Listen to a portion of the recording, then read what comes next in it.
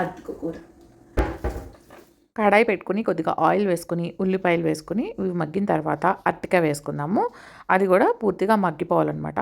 మూత పెట్టుకుని మగ్గబెట్టుకుందాం. సో ఇది మగ్గిన తర్వాత మనం రుచికి సరిపడా సాల్ట్ వేసుకుందాం. అలానే కొద్దిగా పసుపు, కరివేపాకు పొడి. ఇది పచ్చి కరివేపాకుని నేను కొద్దిగా వేయించి పౌడర్ చేసి పెట్టుకుంటానండి. ఇప్పుడు వాటర్ యాడ్ చేసుకుని మూత పెట్టుకుని దగ్గరికి రానిద్దాం.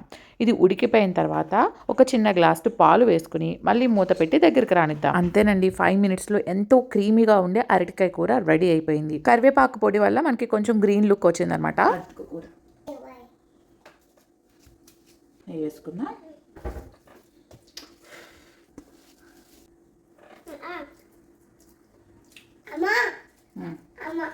అమ్మ తినాలా? నాకు వద్దులే, మీరు తినండి. చాలా బాగుంది అరటికాయ కూర.